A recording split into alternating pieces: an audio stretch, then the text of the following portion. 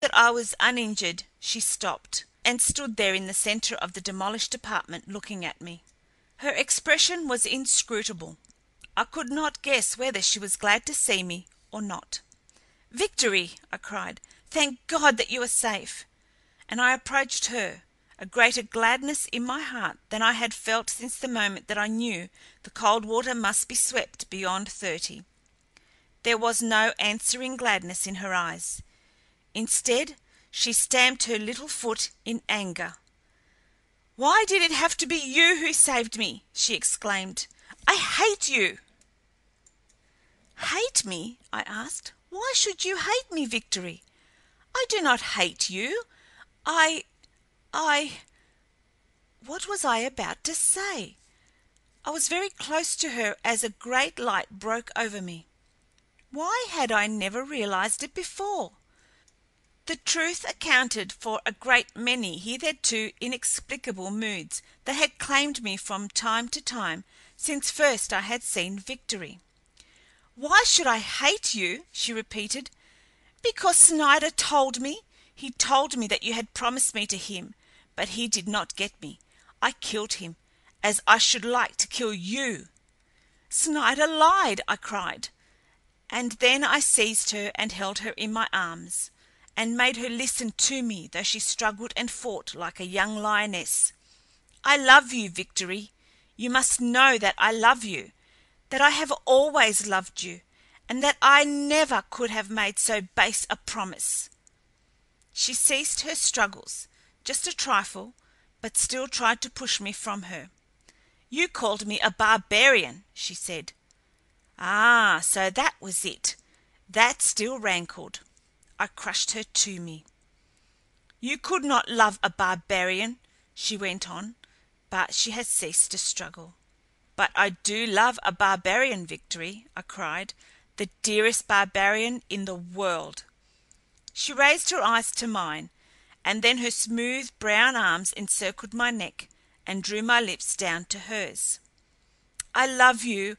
I have loved you always," she said, and then she buried her face upon my shoulder and sobbed. "I have been so unhappy," she said, "but I could not die while I thought that you might live." As we stood there, momentarily forgetful of all else than our new-found happiness, the ferocity of the bombardment increased, until scarce 30 seconds elapsed between the shells that rained about the palace. To remain long would be to invite certain death. We could not escape the way that we had entered the apartment, for not only was the corridor now choked with debris, but beyond the corridor there were doubtless many members of the Emperor's household who would stop us. Upon the opposite side of the room was another door, and toward this I led the way. It opened into a third apartment, with windows overlooking an inner court. From one of these windows I surveyed the courtyard. Apparently it was empty, and the rooms upon the opposite side were unlighted. Assisting Victory to the open, I followed, and together we crossed the court, discovering upon the opposite side a number of wide wooden doors set in the wall of the palace, with small windows between. As we stood close behind one of the doors, listening, a horse within neighed. "The stables!" I whispered, and a moment later had pushed back a door and entered. From the city about us we could hear the din of great commotion, and quite close the sounds of battle. The crack of thousands of rifles, the yells of the soldiers, the hoarse commands of officers, and the blare of bugles. The bombardment had ceased as suddenly as it had commenced. I judged that the enemy was storming the city, for the sounds we heard were the sounds of hand-to-hand combat. Within the stables I groped about until I had found saddles and bridles for 2 horses. But afterward, in the darkness, I could find but a single mount. The doors of the opposite side, leading to the street, were open, and we could see great multitudes of men, women, and children fleeing toward the west. Soldiers afoot and mounted were joining the mad exodus. Now and then a camel or an elephant would pass bearing some officer or dignitary to safety. It was evident that the city would fall at any moment. a fact which was amply proclaimed by the terror-stricken haste of the fear-mad mob. Horse, camel, and elephant trod helpless women and children beneath their feet. A common soldier dragged a general from his mount, and leaping to the animal's back, fled down the packed street toward the west.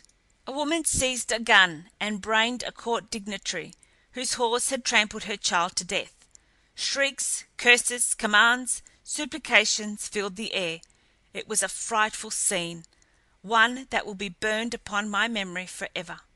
I had saddled and bridled the single horse which had evidently been overlooked by the royal household in its flight, and, standing a little back in the shadow of the stable's interior, Victory and I watched the surging throng without. To have entered it would have been to have courted greater danger than we were already in. We decided to wait until the stress of blacks thinned, and for more than an hour we stood there while the sounds of battle raged upon the eastern side of the city, and the population flew toward the west. More and more numerous became the uniformed soldiers among the fleeing throng, until, toward the last, the street was packed with them. It was no orderly retreat, but a rout, complete and terrible.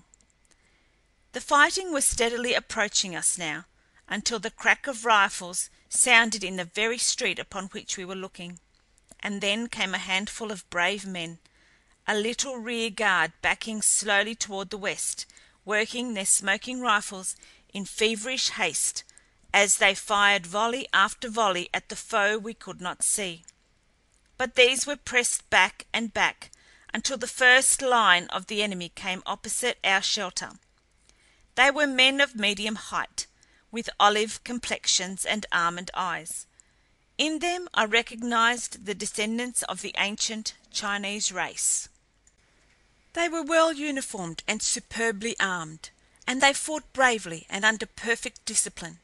So wrapped was I in the exciting events transpiring in the street that I did not hear the approach of a body of men from behind.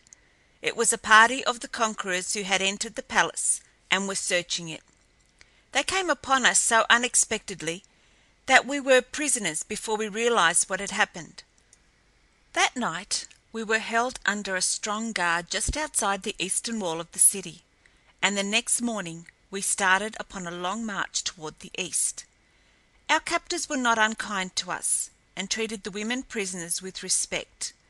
We marched for many days, so many that I lost count of them, and at last we came to another city, a Chinese city this time, which stands upon the site of ancient Moscow.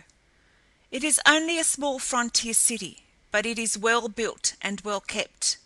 Here a large military force is maintained, and here also is a terminus of the railroad that crosses modern China to the Pacific. There was every evidence of a high civilization in all that we saw within the city, which, in connection with the humane treatment that had been accorded all prisoners upon the long and tiresome march, encouraged me to hope that I might appeal to some high officer here for the treatment which my rank and birth merited. We could converse with our captors only through the medium of interpreters who spoke both Chinese and Abyssinian, but there were many of these, and shortly after we reached the city I persuaded one of them to carry a verbal message to the officer who had commanded the troops during the return from New Gondar, asking that I might be given a hearing by some high official. The reply to my request was a summons to appear before the officer to whom I had addressed my appeal. A sergeant came for me along with the interpreter, and I managed to obtain his permission to let Victory accompany me. I had never left her alone with the prisoners since we had been captured. To my delight, I found that the officer in whose presence we were conducted spoke Abyssinian fluently. He was astounded when I told him that I was a Pan American. Unlike all others whom I had spoken with since my arrival in Europe, he was well acquainted with ancient history, was familiar with 20th century conditions in Pan America, and after putting a half-dozen questions to me, was satisfied that I spoke the truth. When I told